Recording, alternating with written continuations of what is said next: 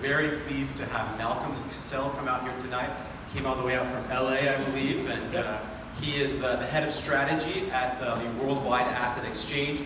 He holds degrees from Stanford and MIT. He's got a fantastic presentation for you tonight. Without further ado, I'm going to bring Malcolm onto the stage here. Sure. Everybody, how's it going? Woo! All right, so I got to start with the most important thing. Who here plays video games? Oh, okay, great. So I've got a great audience. Everybody here plays video games. So you'll probably know a little bit about this topic just because of that.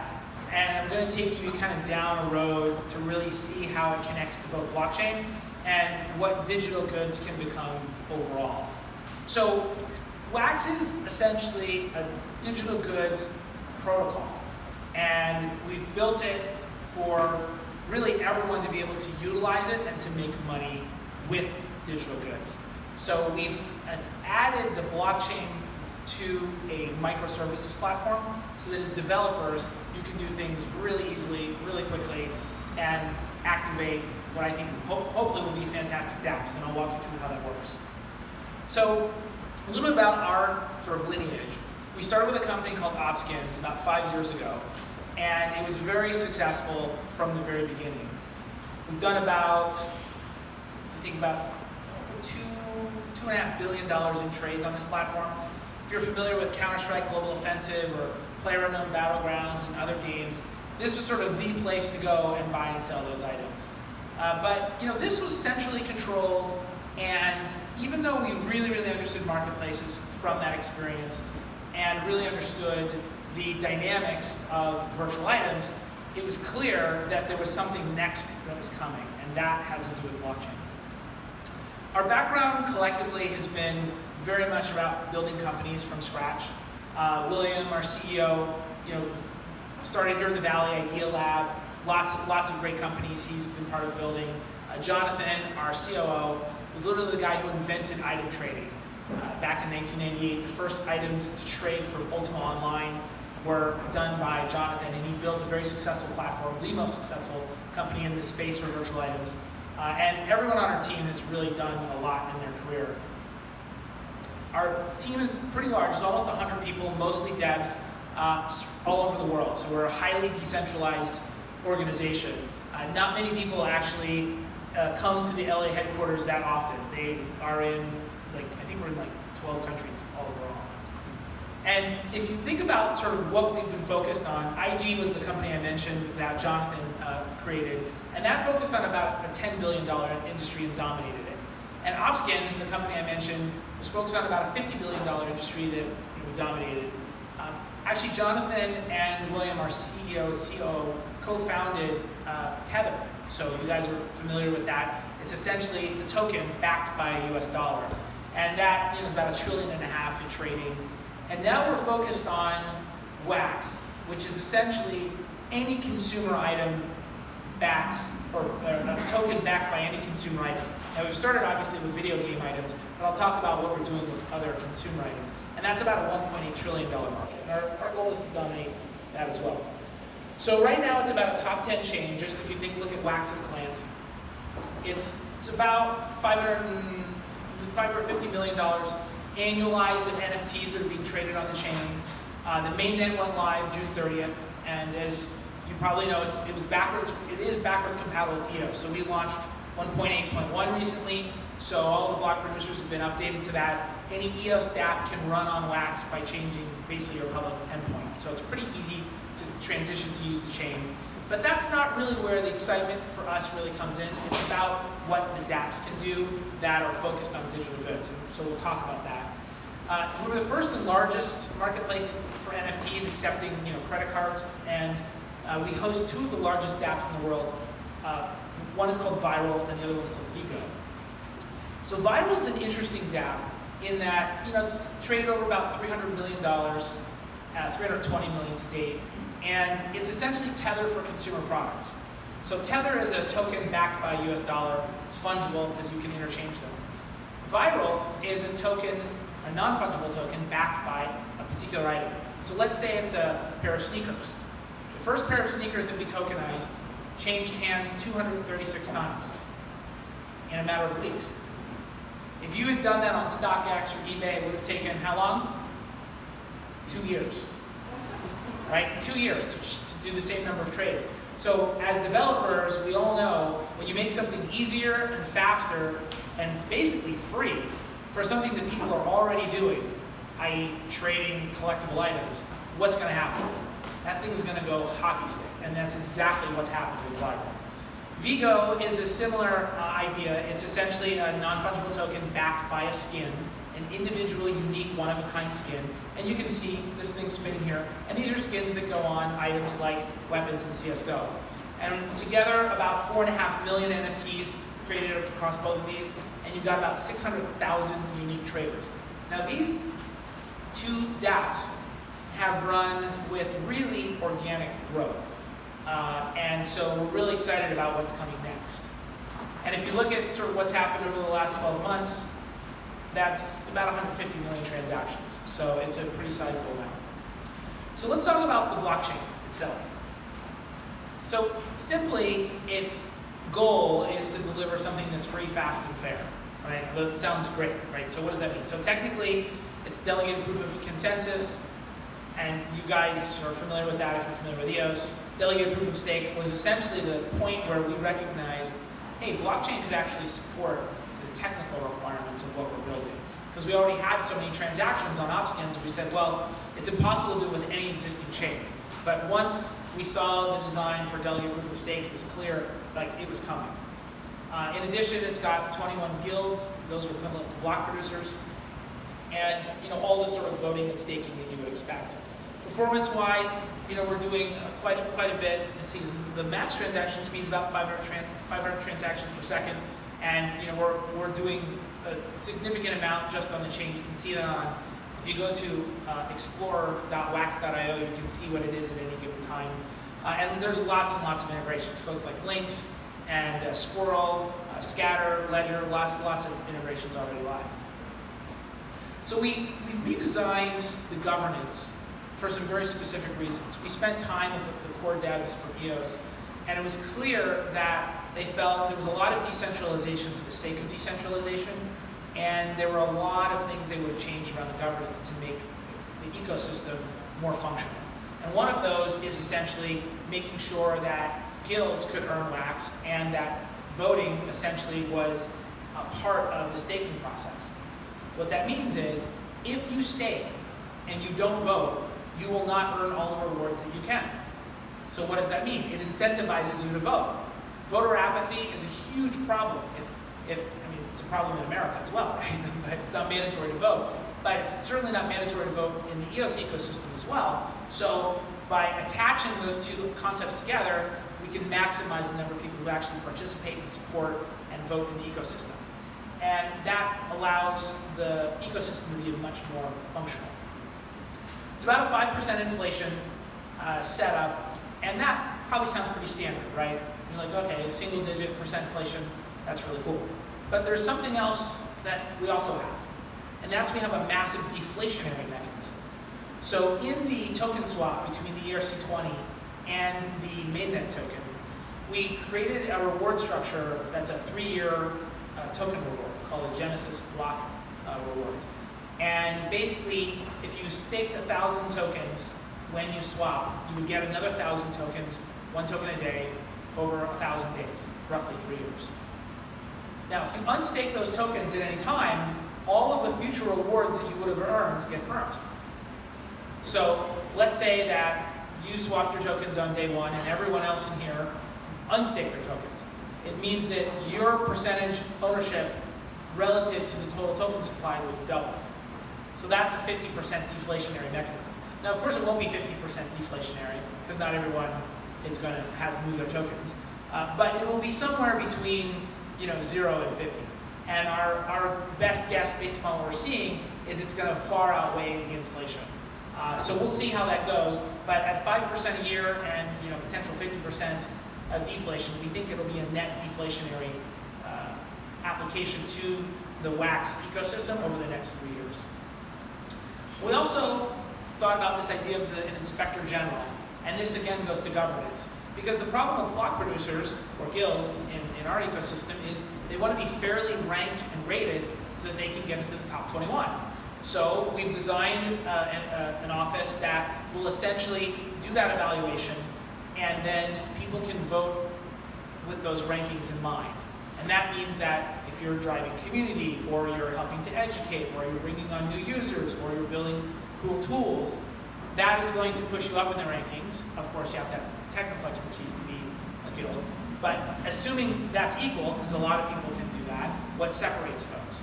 And so this is a third party that would be paid again out of the inflation pool. And my idea in here was to have one primary with 2 backups.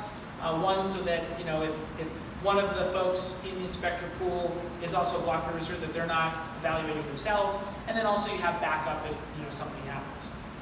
So this system and scoring system, we're actually putting out to the community to finalize once we have our worker proposal system live. So this is probably familiar to you as well if you're familiar with EOS. So the worker proposal system was scrapped in the EOS community, much to everyone's disappointment. They burned all those tokens that were set aside for it. We're doing the opposite, where we're making sure this system gets stood up ASAP. So there's a group out of Hong Kong EOS folks we're working with. They are going to be launching a beta for this very soon. We're really excited because they built it already, so they've obviously retrofitted it for Wax, and that will then hopefully be the first version of the worker proposal system. One of the first things we want to put on the worker proposal system is, hey, build out the Office of Inspector General, all of the reporting, all of the transparency, the voting, and so forth. And then of course allow that to apply to proxies, so that it's really easy for people to vote with what the Office of the Inspector General says.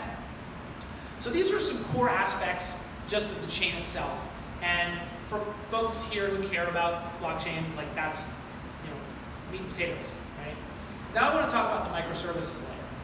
The microservices layer is essentially how we believe successful dApps get created. I showed you Viral and Vigo, and those 2 dApps are doing, from what we can tell, more commercially successfully than having more commercial success than any other dApp we've seen out there. So using the lessons we learned in working with those dApps, we've essentially said, hey, look, let's build a service layer so it's easy for everyone to do that. So on top of the Wax blockchain, we said, okay, we're going to put these services in place. And I'm going to go through these and just give you a little overview, 30-second overview of each one, so you can understand how they work. But then, what happens is they come together and they form this services layer. That services layer then allows dApps to talk to the chain. So it basically mediates between them and what happens in the blockchain, but also allows for a lot of other services. So let's look at how they work. So first of all is identity management and OAuth. Everyone talks about, hey, how do I get an account? How do I log on? So we designed a service that, with one click, you can be logged in. So you don't have to have Wax to get a Wax account, right? We automatically create Wax accounts based upon account reputation.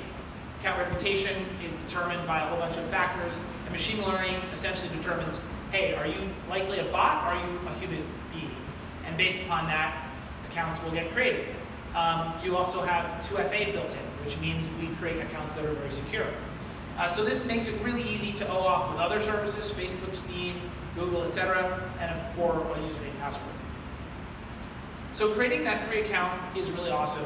With that, then you can view, gift, and trade your non-fungible tokens, whatever those things are. Now with that, you can vote and stake and do all the sort of crypto-y stuff, but you don't have to. You can literally just focus on my wallet has stuff in it, I can trade it, I can buy it, I can sell it. So really, really simple. It's the place to see all your stuff. Then trading. So who's familiar with Steam? Yeah, Steam, okay. So this is essentially a version of Steam that we built.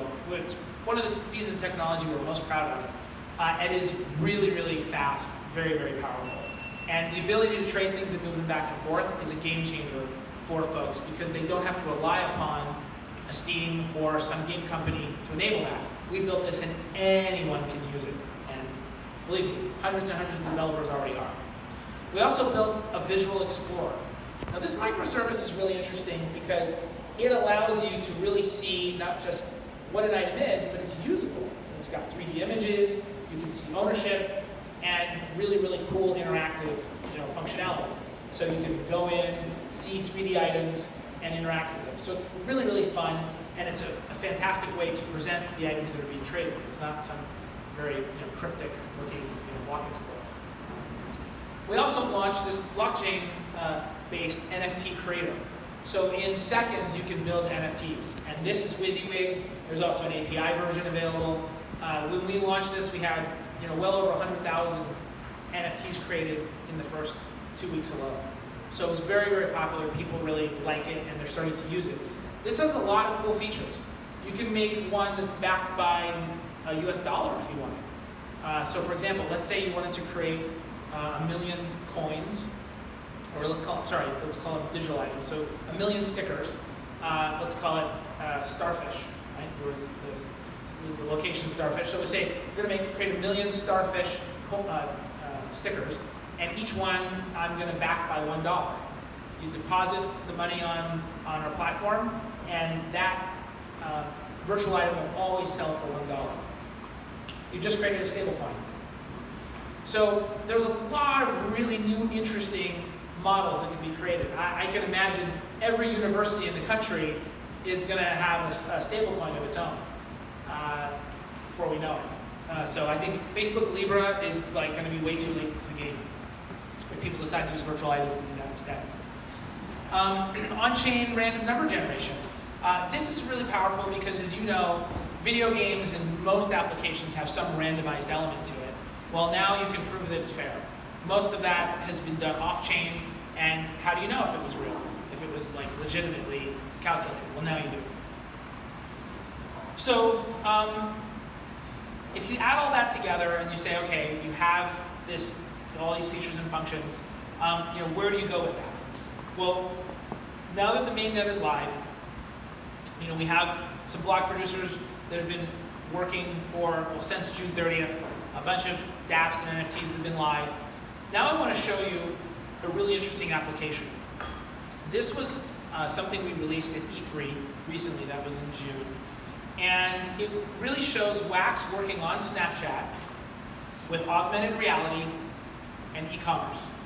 So I know it's a lot of buzzwords, but I think everybody in here kind of gets what we're talking about, right? So augmented reality, Snapchat, e-commerce, and Wax, so i.e. blockchain. So what I'm going to do is I'm going to play this for you, and I'm going to walk you through it. It goes pretty fast, so pay attention. All right, so here I am. I'm looking at an item. I see a QR code. It pops up an augmented reality item. I decide I want it, so I swipe up. Now I'm into a Wax marketplace. I choose the item. I create an account instantly. I put in a credit card. I now own that tokenized sneaker. Now I say I want to give it to my friend. So I hit trade. I put in a phone number. My friend gets a text, and now they own it. And then they decide, well, I'd like to have that physical item. So they put in an address, and it gets shipped to them. So this is the first time in the world I can send a sneaker around the world in seconds. The ownership of that item can be transferred instantly. And then the person can sell it to someone else, trade it, or redeem it. So now imagine you could unbox an item. Let's say I'm a Supreme fan, and I love the brand Supreme. I get an item from Supreme, I can unbox it, I can sell it to Shaheen for a profit, and the item hasn't moved. He can hold on to it for 6 months, sell it to somebody else for a profit, item still hasn't moved. That thing could change hands hundreds of times, and the item hasn't moved. You've saved all that shipping, you've saved all that. Well, we have to re-authenticate it, make sure it's not a copy and something a forgery, because it's still with the original place that it was created and stored. It also unlocks a fantastic revenue stream for the original NFT creator, the viral creator. Every time it gets sold in a secondary market, the original owner can make a commission. So imagine if you had a very rare item and you could make a commission every time somebody else sold it. Usually when you sell it, it's gone, and you made whatever you made and you're done. But with this system, this allows essentially annuities to go to original owners of collectibles. This will change comic books, stamps, baseball cards, sneakers, anything that's collectible in the world. This is going to transform. All right, so once you have all these things together, the cool thing is you have access to this powerful marketplace, OPSkins. So it's got 24/7 customer support, about 10 million registered customers, and the most important thing is you can pay with a credit card. So what's the strategy? The strategy is simply we're replicating real-world e-commerce in this decentralized fashion. So I mentioned Steam, right? So that's the S. But the Amazon is the marketplace aspect, and the P is the PayPal, because that allows you to take your stuff anywhere, take your account anywhere. When you log in with PayPal on any site, you have access to your resources, right? Which is linked to a credit card or linked to a bank account. Well, our strategy is essentially that WASP. It's decentralized Amazon, decentralized Steam, and decentralized PayPal. All of that together essentially allows you to build new businesses. And we think this is going to enable billions of dollars of new commerce, because people are going to be able to build digital goods businesses focused on their audiences. I have a conversation every week with a company that's like when I explain to them what's possible, the light bulb goes off. They see, well, wait, I have a global organization of consumers, and they are rallied around whatever my brand is, and wait, they would probably want to own, collect, or trade digital items. And I'm seeing this in industries that I thought would have nothing to do with games, in financial services, in advertising, in clothing and brands, just right on down the list. So what I'm already starting to see, this was our hypothesis 2 years ago, was that digital goods will permeate anything and everything you can think of. I can imagine that we will be walking into coffee shops and we'll be collecting digital cappuccinos, just like Pokemon, and using those and trading those and engaging with them, because they'll be fun and they'll be cool. And then the Blue Bottle Coffee will do a brand integration with Supreme, and then there'll be a special coffee drop. And so those kinds of things, those kinds of ways of engaging consumers is already starting to happen, and so that's why we're pretty excited. So that's it. If you have an EOS dApp, it's kind of all the benefits of EOS plus the microservices, and you can check out the QR code to learn more. It's wax.io/dapps, and I'm going to give away free NFTs to anyone here who wants a cool NFT. We created a special one just for tonight for you guys. So the way you do it is you essentially go to wax.io, you sign up for the newsletter, and you create an account. And if you do those two things before midnight, you will get an NFT dropped into your account in the next day or so. So, and you'll see how cool it is to get NFTs. So I'm pretty much done with like the main presentation of what I want to tell you guys about, and we'll just open it up for questions. Is that cool? Perfect. All right, who's got a question? In the back. I'll repeat your question so everyone can hear it. The voting for the staking, are you concerned at all by the ability of proxy votes and have automated proxy voting? Yeah, so the question was, you like the voting and staking, are we concerned about the ability for auto voting and proxy? So, to be honest, I would love for everyone to vote, but I think it's unrealistic to expect everyone to directly get engaged, read all the worker proposals, read all the background and ranking of what the Office of Inspector General comes up with. I think proxies are realistically where things are going to end up, and it makes sense from a convenience standpoint. So if I proxy my vote to you and I trust that you're reading all that stuff and you're making the right decisions, I think that is definitely a better outcome than just complete voter apathy. So it's not the ideal, but we also know that just because I own a bunch of wax and I'm staking doesn't mean that I'm going to take the time to read everything, and I'm certainly not going to evaluate any worker proposal for it. Especially if, for example, I wasn't technical, I wouldn't even really have a good context for it. So in some way, you do have to delegate or proxy your votes, I think, to get the best outcome. So. Yes? How do you solve the problem of, let's say I'm a comic book dealer and the comic book I sold is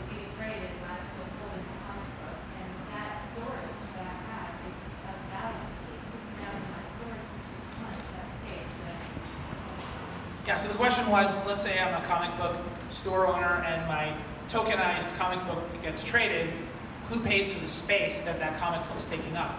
So the reality is, remember, if it's getting traded, every time it gets traded, you're making a little bit, right? So if you sell it to somebody for $5, there's a fee you're paying on the platform. Some of that fee goes back to the person who is sitting on the comic book.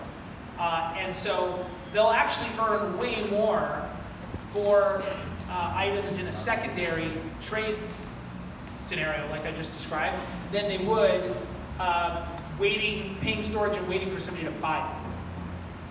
If that makes sense. Because they're earning essentially an annuity every time it changes hands. No, I understand. Yeah. I'm just having, I would want to see those, like if I were a comic book owner, like a shop owner, I would want to see those numbers because like that shapes my theory value was changed. You know, that comic book is small. It's something more. Well, I'll give you an example. If you had, let's say, bottles of wine sitting in a warehouse, right? The likelihood that that bottle is going to sell is very, very low. Okay?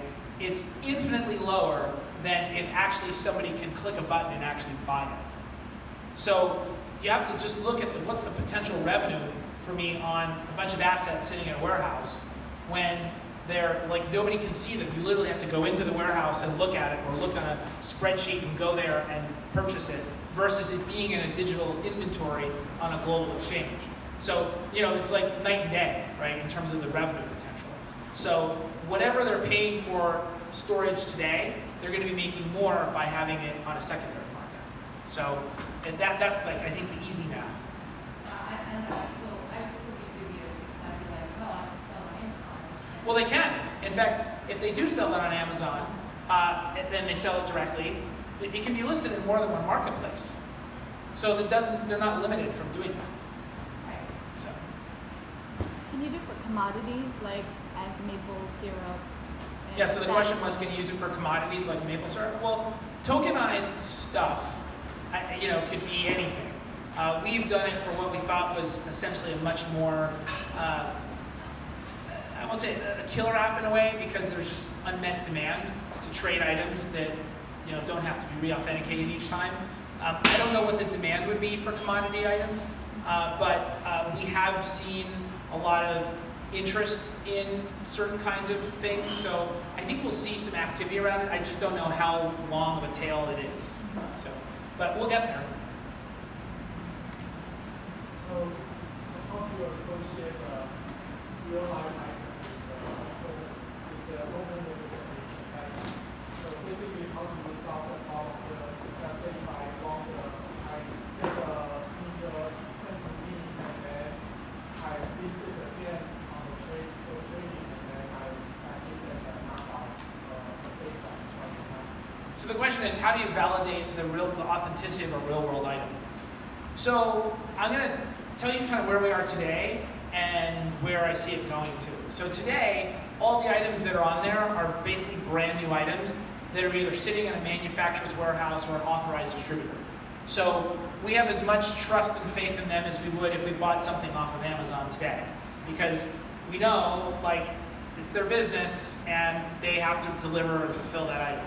So that's like 99% of the items on there sit in that category. So we're all relatively confident, yeah, this is fine and it works. And we've had no problems with fulfillment to date with all the transactions we've done.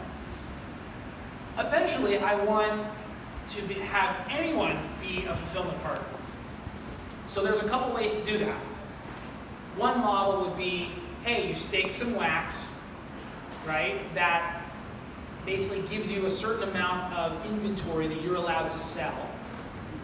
And think of it almost like what you would do if you bonded a warehouse. So we're sort of thinking along the lines of a bonded warehousing model to verify that the stuff that you're selling is actually legit. And if it's not, if somebody gets it and they're like, hey, this isn't real, then your staked tokens get taken away with a penalty. So the idea is that you're more incentivized to do the right thing in the ecosystem because you would lose more by doing something fraudulent. So that's the basic idea. That is down the road. We're not there yet. Right now, the items that are being traded are pretty much all first run items. So we don't have that problem. But they are authenticated. The sneakers, there is a third-party authenticator. If you go on the Explorer and you look under sneakers, you'll see a lot of them have a stamp of authentication because basically once they get over a certain price point, like even if it's new, you still want to validate it and make sure. When you see a pair of sneakers for $3,000, like you want to make sure that it's legit. So. What if the warehouse that has the comic books or sneakers burns down? The question was, what if the warehouse burns down? Well, warehouses today are bonded, so they have insurance that would cover the losses for something like that. So then that insurance money would then cover the losses for somebody who's holding an item that can't get fulfilled. So then that token, though, is assigned to something else that's not original. Say it again? The token is then attached to something that's not original anymore. Well, yes, but there's a value associated with it, and that's the value that gets reimbursed. So if you owned a baseball card sitting in a warehouse that was worth $1,000, and the baseball card goes poof, but I give you the $1,000, you're like, meh, I'll go buy another one. So. If I ever like lose my password, like I don't ever lose my ownership, I can still get it? Yeah, so the question was, if I lose my password, do I lose my ownership? So, as you saw, when you create an account, it's two-factor authenticated. So if you do lose your password, there is a password reset mechanism today, and the 24-hour customer service will go to great lengths, especially if your account has a lot of items in it. Okay, you need to video call us, we need to verify it to you, you need to send 19 forms of identification to prove. So we do that for accounts because we have accounts that, I mean, we have skins that sold for over $60,000. So we have accounts that have millions of dollars of inventory in them. So we go to very great lengths to make sure that, you know, even if they lose access, we make sure that they're legitimate. So. Who determines, the market determines the value of these goods? The question was, who determines the value of those goods? Yeah, this is all supply and demand. So one of the things we sort of sit as a intermediary between a buyer and a seller, and so we never determine price. We just facilitate a buyer and a seller to get together. So that's why, in a way, we're sort of agnostic. People say, well, what games are popular? And our answer is always, we don't really care. Because if people want it, people will be selling it, and this is where they'll do it. So if it's, today it's one game, and tomorrow it's another game, or today it's sneakers, and tomorrow it's, you know, something else, like this will hopefully be the place they do it. Okay, so you talked about financial services as a sector that are also looking into digital virtual goods. What kind of goods are they, like financial services? Yeah, well, I mean, one of the ideas that I've been talking to a big company about is essentially they want to have incentive programs to drive further engagement. So if I, as you know, financial services spend a lot of time figuring out how to get you to come back and use their products. So, you know, they used to give out toasters in a bank. Like this, my great-grandparents used to talk about. They would have, I remember growing up, they had 3 toasters. Like, what are you doing with 3 toasters? They're like, well, yeah, the banker gave it to us to open a new checking account. Yeah. I was like, really? Anyway, so now, you know, there's all kinds of other incentives. You know, they'll give you discounts to go on vacation or, you know, to use other services. So I think a lot of folks in the financial services ecosystem recognize that the millennial generation and the Gen Z generation don't care about toasters, right? They care about digital items, and they're trying to figure out, well, we see all this money going to Fortnite for skins, like how do we engage that mentality? And so now they realize this is an open platform for them to create digital items and to engage people with digital items. Yeah. So I think of it as user acquisition. Yeah. We out of time? No, we have time. But so, Or some more questions? is there some more questions? Yeah. Go. Yeah, can you talk a little bit about the viability and thinking around the microservices? What you listed off was at least a half dozen different products or protocols or solutions or whatever. And it just seems like a lot. So, I mean, there's actual entities, companies that are just purely focused on individual items that you mentioned. So, Yeah. So the can you question. talk a little bit about that? Yeah, sure. The question was, those microservices are like literally entire companies, each one of them, and like that seems like a lot. So I showed you the size of our dev team, right? It's like nearly 100 people, and so granted it is a lot. OPSkins built essentially all of those features and functions for itself, but they were never designed to be extensible, so you could literally just like go to GitHub and rip, mix, and burn your own version. So they essentially had to be refactored so that you could do that with all these services. And yeah, it is a lot. The reason is because in running a multi-billion-dollar marketplace, we said, these are the things you need to be successful. If you don't have these things, it's really hard. Like, just payments alone. I literally, at every meetup I have been to, and I've done, I think, 6 or 7 so far, I run into at least 2 or 3 developer teams who are saying, we're going to do X, Y, and Z, or we're doing X, Y, and Z. And they're like, and they need payments. And I've said, well, okay, do you know like what happens when you like try to offer somebody a credit card, the ability to use a credit card to buy your crypto or buy your NFT or buy whatever it is? And they're like, well, no, we're just going to use PayPal. And I'm just like, okay, so there's this thing called chargebacks, right? And that will put you out of business in about 45 to 90 days. And you may go bankrupt as well. And then PayPal won't touch you if they even get a hint of cryptocurrency, digital goods, or like 10 other things on their naughty list. So basically, it's like if you try to do payments in anything related to digital goods, you're screwed. So that's why we did it. So you just plug it in and go. Second thing, okay, so trading. So trading is really, really hard to do. And that's why Steam, a multi-billion-dollar company, like they do that. It's what we've been using Steam platform for 5 years. We said we know how to build it, we know what it needs to do, so we built it.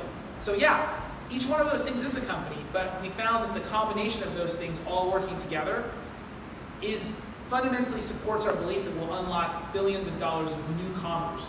Because I'll give you an example. We had a guy, he's in his, I think he's 20 or early 20s.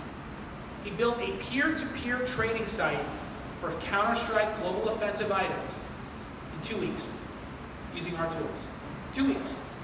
Now, there was at least $40 million of tech behind what he built in 2 weeks. One kid. So that's why it's so powerful, because you put those things together, it unlocks what I think will be many, many new businesses, and hopefully lots of new young millionaires.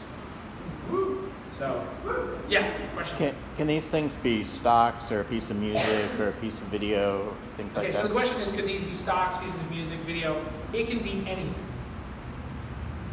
So it's as limited as your imagination. And so that's why we're having such really interesting conversations with developers, because I meet guys who know about wine, and they're like, there's no global way to trade wine. Well, now there is. We could be sitting at dinner and I can text you a bottle of Lafite, and you could text me a bottle of Mouton. And we just traded incredible bottles of wine with each other. And there's both mine sitting in a warehouse in London, you're sitting in a warehouse in Houston, and we can go and hit redeem and have it sent to our house and drink it. Or we can just leave it there and continue to trade it. So that business would literally change the wine industry for the millions of wine drinkers and collectors around the world. And you could build that on wax in like weeks.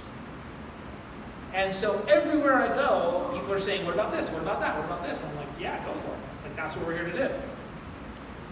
But the example of the music where... Music, yes, you can put music behind it. So if you bought a piece of music with this, Absolutely. and you had the token, but then you posted that on YouTube... You could trade your ownership of the music with somebody. Well, but can you prove your ownership, like to YouTube saying, I own this, and so it's not... well, there's a lot of ways to prove ownership around digital items. Music, it's a little bit more complicated because of the way DRM works. So what you would need is you need an Oracle service that can essentially look at the DRM configuration for the music you have and be able to talk to essentially our system. But again, you could build that with a worker proposal system and have a global original music trading platform. So. Do you foresee building out like interblockchain communication or? Yeah. So the question was, could you foresee building out inter-blockchain communication? And absolutely. So I didn't actually talk about our NFT standard, and I probably should have done that. So we adopted Crypto Lion's NFT standard called Simple Assets for our native NFT standard. And that was a great choice because we love the Crypto Lions guys. They've done a great job in what they've developed. But we're also working with D-Goods, and we're also working with the folks at Clayton who have the Korean flavor of Ethereum. And of course, all the Ethereum items will be interoperable with Ethereum microservices that can basically look at the Ethereum chain and the Wax chain. So interoperability is kind of fundamental to this whole mechanism because, as I was saying earlier, we don't care what's popular. We want to just make sure that we allow it to trade on top of the rails that we've created. So if something requires integration with Icon or with Ripple or with Tron or whatever it is, like that's just some code that has to get written. And the moment that item goes into the ecosystem, now you have access to all the tools. So that's kind of our fundamental, actually the original idea behind guilds was that, transfer agents was essentially this idea that you'd be able to make any asset tradable on the ecosystem, any asset. So whether it's music, you would build essentially a music interoperability. If you want to do commodities, you do a commodity interoperability. And then it just plugs in and you get access to everything. Will the price be denominated in wax tokens? The question was, will the price be denominated in wax tokens? We fundamentally believe it's about fiat. So everything's always been denominated in fiat and will continue to. However, there is an incentive I could see offering if you decide to receive your payment in wax or pay in wax, or other forms of crypto. Obviously, there's savings associated with using those methods, and those are incentives that could be, I think, useful to the system. It's kind of like on Binance. If you pay with Binance coin, you get reduced trading fees. So. I think I read somewhere that every transaction loaded in wax gets burned. Can you elaborate on? Is that accurate? How is that? I have not heard that with every transaction delivered to wax gets burned. I haven't heard that. But I get where you're going, but I haven't heard that. Got one more question. You mentioned that you would talk about being a block producer on the wax block. Oh yeah, I'll talk about being a block producer. So as I said, we're going to be implementing the worker proposal system. That'll be in beta hopefully in the next couple weeks. The first project maybe not the first project, but one of the first projects we would like to see is someone to implement the Inspector General. We've outlined some basic considerations, and we'd like someone to, on the worker proposal system, be compensated to build out that. Once that's in place, then we'll have a mechanism for block producers or guilds to come into the system in a transparent way. In the interim, our plan is to actually give folks who want to work and add value to the system, to the ecosystem in the next 30, 60, 90 days. And we're going to be giving people an ability to do that and get into the top 21 to start producing even sooner. So that'll probably next week, the week after, we'll be releasing some information on that. So I think it'll be great for folks who are really motivated and want to be block producers. It'll be a great opportunity. So we'll wait a week to get the requirements. Yeah, a couple weeks at the most. But yeah, it's coming. Because we really want the block producers who've been there's a guild Telegram chat that's been really active and really fantastic, and we want to support all those folks to get engaged and start producing blocks now. So. Yes? In terms of strategy, because that's what you do, what verticals that you can discuss that you're currently working on that you see expansion? So the question was, with regards to strategy, what verticals are we working on? Where do we see expansion? So I'd say the two most important ones are from the DApp examples I gave. One is video games, and the other is tokenized consumer products. So we, for example, last week we announced a contest we did with Mike Tyson. And Mike essentially signed some gloves, and he signed some shoes, and now he owns a football team with this group called Fan Controlled Football League, and we tokenized that.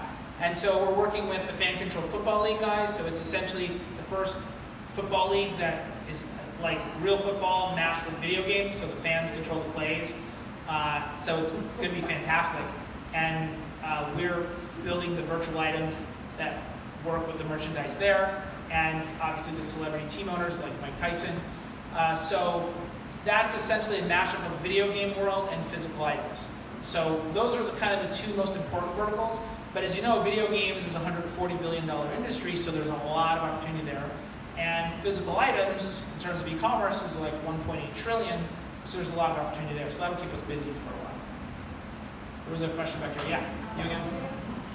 you mentioned that the token distribution and token inflation is different from EOS in several parts. Yeah, sure. So I mentioned the deflationary component.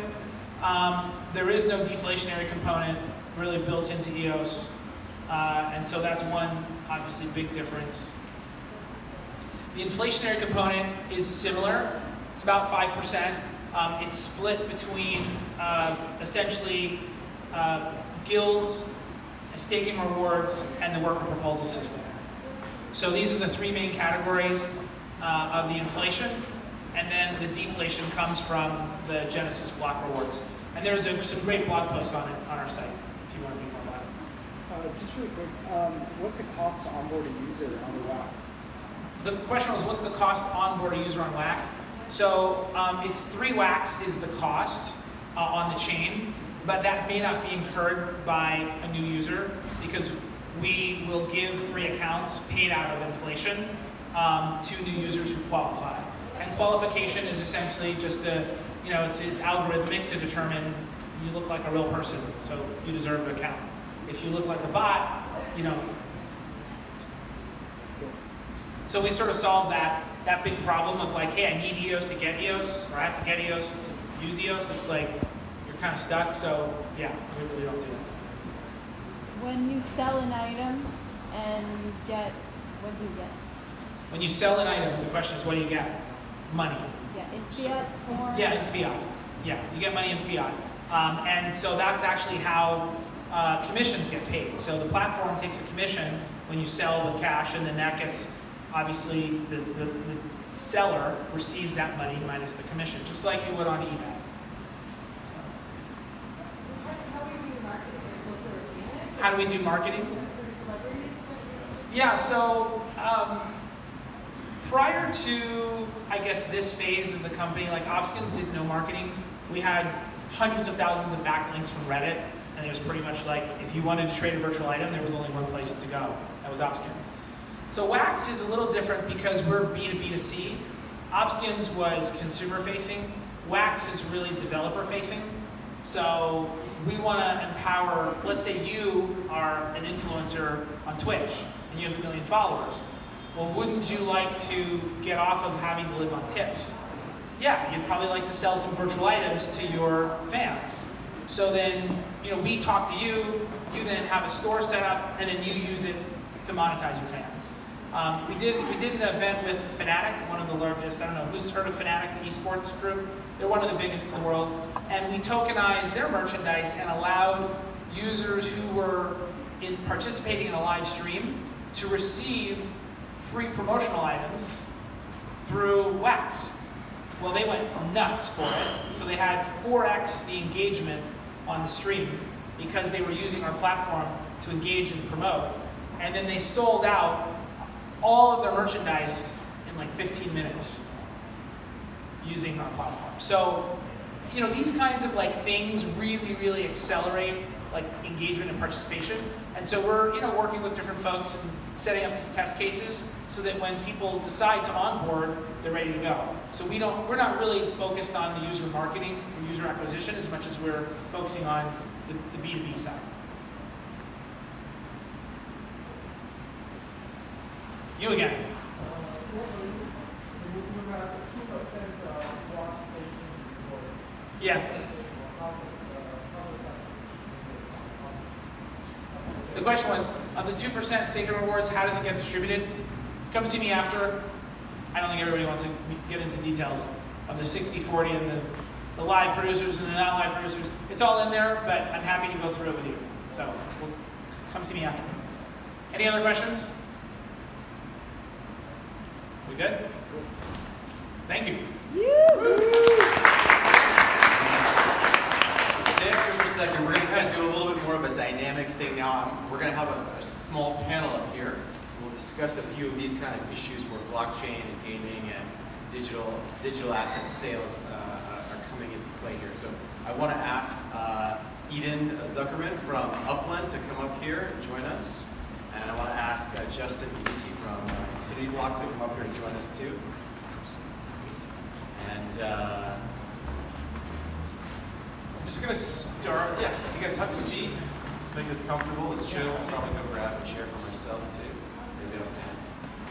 Let's start with just some brief introductions since everyone got to know who Malcolm is and a little bit of Wax. You want to tell us a little about yourself? Sure. So my name is Idan Zuckerman. The weird accent is from Israel, so I'm originally from there. But I've been living in the Bay Area for the past 8 years or so. I'm one of 3 co-founders of Upland, where we are on a mission to kind of like disrupt the casual gaming industry with blockchain technology by providing real-world economies of casual games. Upland itself is it's kind of like a location-based virtual property trading. So people have described it kind of like as Monopoly meets Pokemon Go. And we use the EOS mainnet to kind of like create this ecosystem where we have a real-life economy where it enables true ownership of digital assets for our players, as well as their virtual currencies, and also allows free trade between the players. We are a very early stage startup. We're funded by FinLab AG, who is backed by EOS VC. That's in a nutshell. Perfect. Thanks. Thank you very much. I'm going to introduce Justin Kidici. He's going to represent kind of block producers and guilds and their role in all this evolving ecosystem. Yeah, no worries. I'm Justin Kidici. I'm the founder and CEO of Infinitybloc. Like Shah said, we're one of the block producers on the EOSIO ecosystem. We're also a guild on Wax. So we're contesting to be one of these top 21 guilds that's producing blocks. We're also ecosystem supporter in that we put on a bunch of events along with Blocksmith and EOS San Francisco. We run the EOS World Expo. We look at a bunch of different apps. We love tokenization and gaming and all these things, awesome things that are happening in the ecosystem. And we're just here to support that. Yeah, I know who you are. Yeah. So let me start with this. And this is kind of just a vague opening here, but so this is more for Eden and for Justin. You guys just heard Malcolm's presentation on what Wax is trying to do and kind of the role that they see Wax playing in this evolving NFT digital marketplace ecosystem. What are your first reactions to that? Thoughts, comments about kind of what they're trying to do? Yeah, I think that's really exciting stuff, and I know that you know, we began working on Upland a while back, before you guys were live, but this would definitely be something we would consider. When I look at when I look at game operators, then you know, I want to see how we can actually take this technology and embed it into the game directly, rather than having like a separate marketplace with a separate authentication system. And I think that would be very exciting to offer as a service. Yeah, it was really awesome presentation. Like, obviously I've been reading into Wax a fair bit, but I mean, I didn't know about the, you know, being able to trade sneakers and that sort of thing. I was more seeing the NFT side of things in terms of gaming. But that was actually really interesting to see that side of things. There's a lot of potential there. I think it's amazing the UX experience that you guys are putting together. Like, everyone's familiar with Facebook and Google logins and that sort of thing. I think that's a big plus for Wax.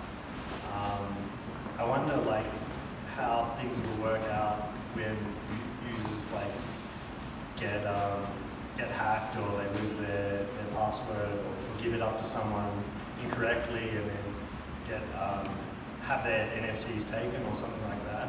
How Wax will handle that. There's a lot of interesting kind of challenges in this space. I'd actually love to hear if you guys have any insurances or anything for users. Okay, if you don't, because I know it's a big challenge in this space.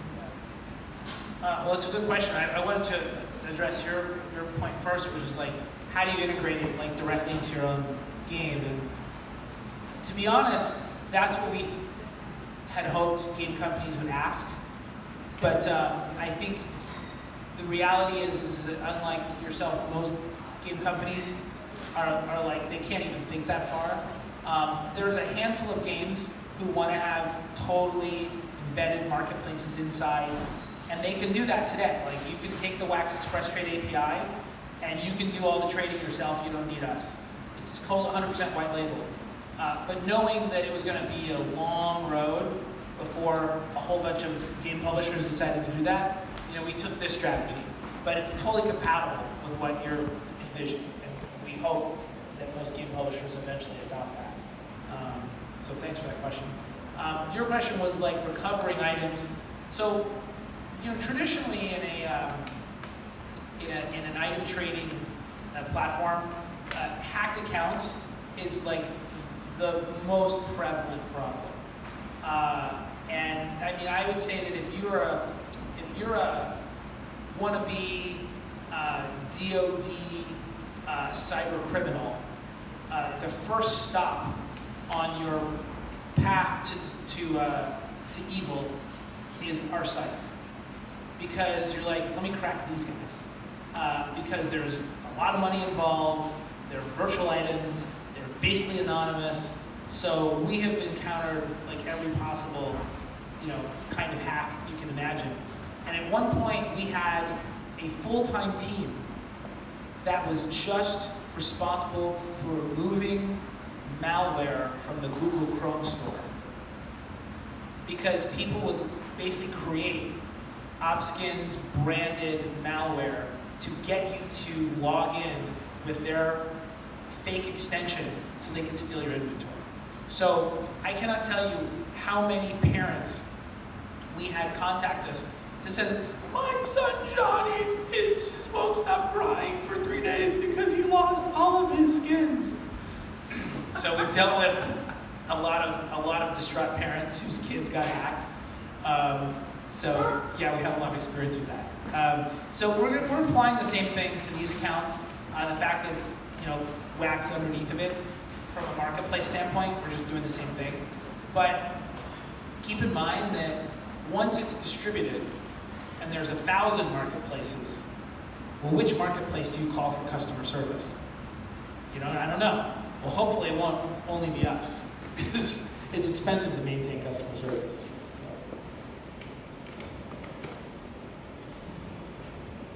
So I guess this kind of question is for all of you guys, and this is a little bit more on the gaming side and a little bit less on kind of the digital marketplace side, but where they coincide.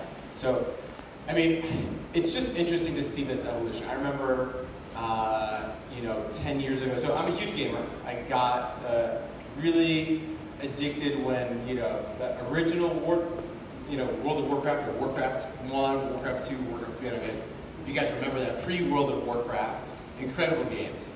And then there was World of Warcraft, and I was in medical school, and I knew if I started playing World of Warcraft, I would drop out of medical school because I have an addictive personality, and so I never started that. But I started hearing these stories of people who were basically creating businesses in the World of Warcraft. Like they were going on quests and creating these super hard armors or whatever to create, or certain items, and then turning around and selling them on Amazon or eBay.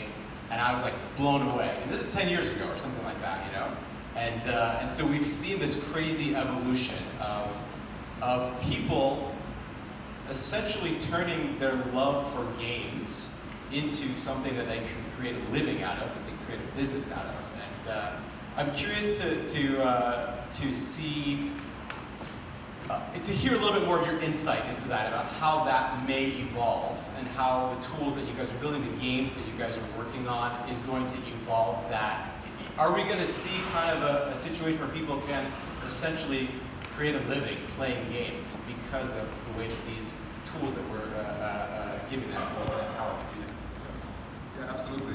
And this is why, so we took that vision and we're trying to inject it right into the game economy, the gameplay, the game mechanics. And blockchain enables us to do that. So we're envisioning, we have a grand strategy where, Upland becomes this kind of like digital layer of the world where people actually, not just play and trade, but also create these types of businesses. So people would be able to open some kind of virtual stores. And the beautiful thing is, because of the blockchain, you're now able to exchange value between peers in a trustless way without going through a central party. And that's going to be very exciting. So we're not just kind of like, I'm assuming there's going to be some people who are going to be kind of like playing the game, and their kick would be, how do I make a profit out of it? I don't know. I hope that most people will play it to have fun and enjoy the game. But eventually, as it evolves, we see actual businesses, grow and become kind of like a real activity, a real economy. Okay. Yeah, I have seen folks in the blockchain space design their games with that idea in mind. However, I think that it's only going to be valuable when the gameplay exceeds a certain critical mass.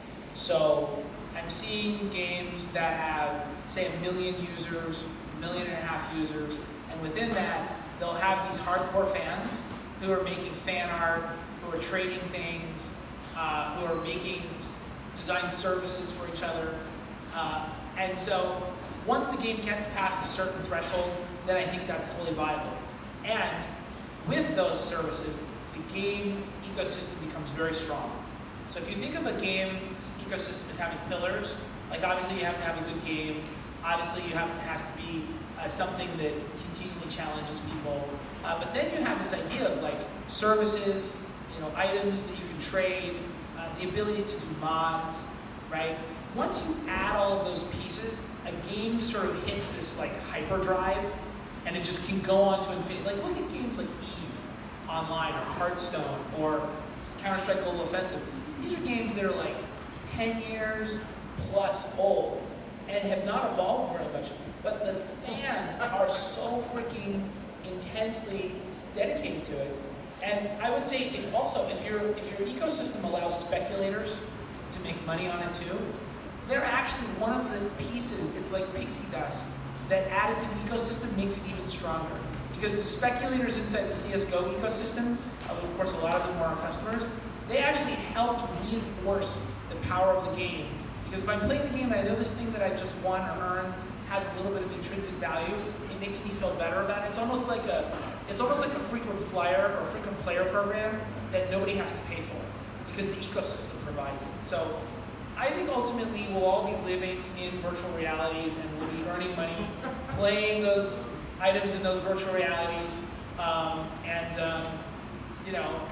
There'll be a new advertising model so that it'll be an item-centric economy as opposed to an advertising-centric economy. We could talk about that, but that's the main model. Some of our partners like Animoca and other folks out there, like that's the future they believe in. That's why they're so behind NFTs, these non-fungible tokens, these items you can own, because they believe that the items will become the center of the universe for game companies. Like if I know that there's users, 1 million users have Upland items, I'll say, hey, you can bring your Upland items over into my game and I'll let you show off what you earned over there, because I know those users are valuable users. And once that happens, then all the game companies realize they're missing out on the most valuable game players, where in an ecosystem where only 2 or 3% are monetized, they'll decide that's where the money is, so that they're all going to have to do it. So just like free to play went from like nobody doing it in the West to everybody doing it in like 36 months, I think that once we hit critical mass with these virtual items that people can own, we'll see this massive shift in the major game companies, because that's where the user acquisition will be made easiest. So basically you're saying we're going to see a Ready Player One type scenario in 30 years where we're all... 30. or 5 years. We're a lot closer to 30. Yeah. So, well, you brought up a good point, Malcolm, and I want to kind of pose this to everybody. So, you described how there's potentially this critical mass for games to kind of need to reach maybe 1 million users or whatever, and then you start seeing these kind of economies, or at least enough of a clientele or customer base to really kind of start having some, economics of value. Do you all agree with that? Do we need to have games that reach a minimum threshold of like 1 million to start having, like, seeing economic benefits or like real transactions happening in there? Or do we think, are there ways that it could happen in a lower kind of threshold or a smaller game? I'm just curious. I'm kind of throwing this out there. Well, I just said 1 million. I was really throwing it out there. The number could be hundreds of thousands. I think it depends on the gameplay. Like, how engaged are they? How many hours they play? How much do they spend? So I don't know. The number could be lower than 1 million. Sure. But if you look at games that are free to play, for example, 1 million users means that you probably have 10,000 users who actually matter, or 20,000 users that actually matter. And that may not be enough in a free-to-play game. But in a game where, people spend more money to do things, that might be plenty. So, it depends on the game. Yeah, again, exactly. Depends on the game, and I can talk a bit about the approach that we're taking. Again, it ties back to what I said before. So for us, trading is a part of the game.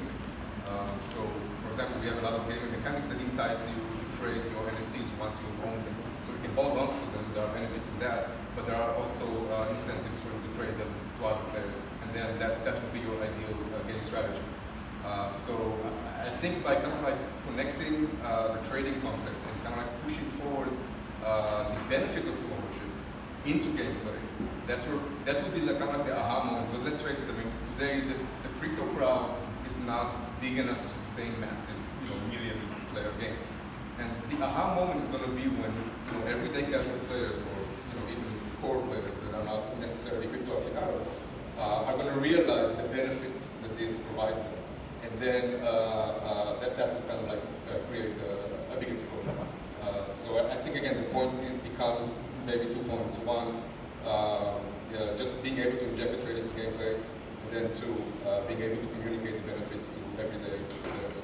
And also, making it easy for them to access their assets while still maintaining kind of like the secure and decentralized nature of the project. Yeah. You guys make a good point. I'm an EOS block producer. I've been very active in the EOS ecosystem. I'm a gamer, and for over a year now, I've been kind of advocating for dApps and how they're going to take over the world. But we had an event a few months ago. I was kind of like looking in introspection a little bit and saying, am I using dApps right now? Are dApps really there yet? And the one example of a dApp that I actually started using is something called Poker Kings. I don't know if you guys are familiar with that, but it was like the first game where people could actually play peer-to-peer Texas Hold'em. And it wasn't like I kind of dabbled in it, like I've dabbled in some of the dApps to see how they work. I mean, I was playing hours and hours a day in between seeing patients. I was playing. I'm guilty of admitting that. And so I think you guys make some good points. It depends on the game. It depends on the dynamic, the addictiveness, or the pleasure that people get out of it. And then I think perhaps there's kind of opportunities that are going to open depending on the hours, the time, and the user base. Do you guys have any questions for our panelists as we kind of continue discussing? If you guys have anything, you can please yell it out. Fair enough. Well, I have a question. Yeah. So I wanted to ask, you guys, like when you look at the blockchain ecosystem, particularly here in San Francisco, because we're like all over the world. We actually don't have any staff here in San Francisco, so not as plugged in here. I'd like to hear like what do you see that's most interesting related to games here? What do you see that's most interesting related to NFTs, these non-fungible tokens? And what do you see in terms of like digital goods in general? Since you guys, this is your market, I'd love to hear what you think is interesting and stands out. Well, I mean, for me the answer is obvious. I've kind of dedicated my life right now and started the company around disrupting the casual gaming space. So you recently said, how people are going to adopt dApps, and I necessarily don't look at it as a dApp. I like to look at it as a regular game that utilizes blockchain technology. Do you want to call it a dApp? I don't know. It has a lot of centralized elements to it, but it has a lot of decentralized elements that are supposed to bring great benefits and great value propositions for the players. So my excitement is now basically forcing the entire casual gaming industry to adopt real-life economies for their games and not use pseudo-economies where the players get cheated and put on rails and just lose their money. I want to take that industry and take it like a huge step function, and that's my passion. Actually, I don't know too many games other than Upland, like in our little ecosystem here in San Francisco Bay Area. I know there's a couple. There's one. Do you know what they were called? They just recently made a pivot. They were a virtual reality game, and it's still like a very emerging industry, like using NFTs in gaming. High Fidelity, yeah, of course. So yeah, I think it's just very emerging industry. I think it's going to take off soon, hopefully, and things like Upland and Wax are going to bring that on. But yeah, it's crazy that even in like the heart of technology, kind of Silicon Valley, we're not seeing a ton of stuff. Like it's certainly not like right in front of our faces. Like, actually, so we have Forte, which is called, and there are Okay, I actually don't know about that, but I know we do have a bunch of different gaming companies here, especially like mobile gaming companies. But you know, I haven't personally seen them start to take that pathway to using NFTs in the blockchain. So again, I think this is a very young technology and very difficult. I mean, so you have to spend a lot of energy and a lot of resources on making that entire ecosystem work for the game. And at the end of the day, this is not advantageous necessarily to the operator, the game operator. It's advantageous to the player. And kind of like it's counterintuitive to an operator, because at the end of the day, I'm competing against myself by allowing my players or my customers to also offer goods to trade. But the hypothesis is once we provide that value proposition, people will adopt these games, and that will force everybody to move on. So this is the Yeah. Kind of to respond, I think we're also, like you're saying, this is very early on, and I think, especially in this area, I tend to think that we're in Ethereum country here in SF, and so we're kind of the outlaws a little bit, the EOS advocates. But I'm chain agnostic. I really want blockchain technology to be adopted. I think that's been the limitation, right? You mentioned earlier that your chain, has that high transaction capability to do a lot of just the trading that you're talking about. And I think that's been a very limiting step, at least in this area. I think you can't do games when it costs to transact a lot and when it moves so slow. Even on EOS, which is much faster than Ethereum, some of the gameplay for some of the gambling apps is incredibly slow and makes it almost unusable. And so at least the early attempts, and now we're seeing people using the blockchain a little bit more efficiently, and I think that's why we're seeing more games being designed and built on the EOSIO chains because of the functionality and speed. I think recently we saw the Prospectors game, and you guys heard of that one, which is a really kind of interactive game where people create these economies and try to mine for gold. I think we're seeing companies like ITAM Games, who is doing some incredible stuff as far as mobile gaming goes and blockchain interactions in mobile gaming, at least in Asia, where people tend to use mobile more than anything, more than desktops, more than laptops that we use here. And then I think, if you go to websites like DApp Radar and look at kind of DApp activity, you'll see games like EOS Nights, and some of the EOS games are really the most used dApps out there because of the transactional capabilities, I think. So, that's an excellent question. Yeah, we got a question. I think if you were looking at other verticals, like I'm going to come out here, please. Other verticals, like the music industry. So if you're looking at CDs and not just streaming, but also cassettes, so new CDs, distribution, and also cassettes and CDs, looking at that industry on the platform. I think that's so a if you were considering focus on other verticals, so including entertainment and outside gaming. So you say it's something with looking at NFTs there that space.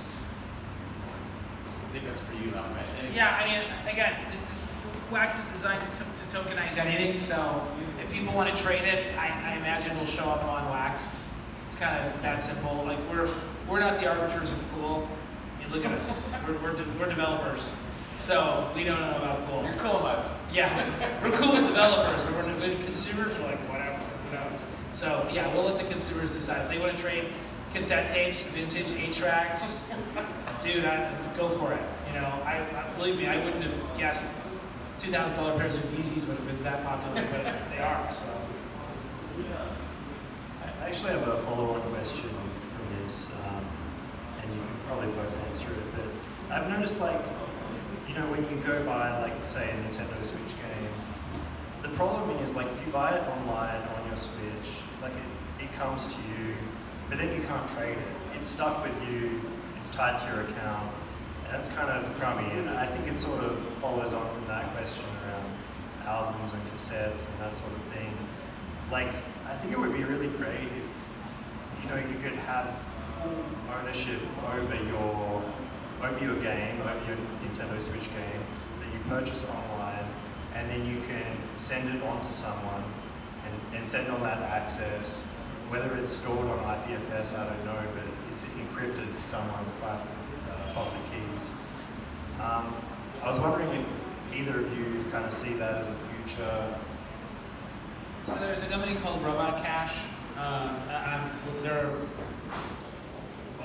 We're working with them on a bunch of things at Wax, but they're doing exactly that, so you can sell your used games.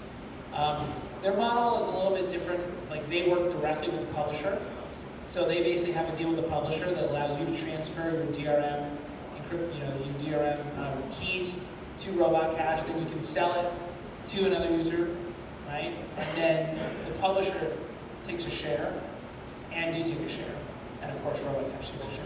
So they're facilitating a secondary market for video games, and I think they've signed up like 30 or 40 publishers, so it's not shabby. I mean, that was when they launched, and I think they've continued to sign up more. So I think the model you're talking about, like, they've envisioned, and they went and executed the business just doing that.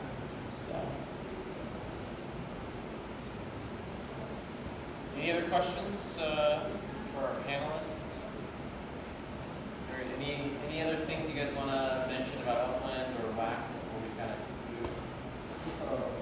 We're currently running a closed beta that kind of demonstrates the capabilities of our technology. If anybody's interested, come up to me. I have an access code.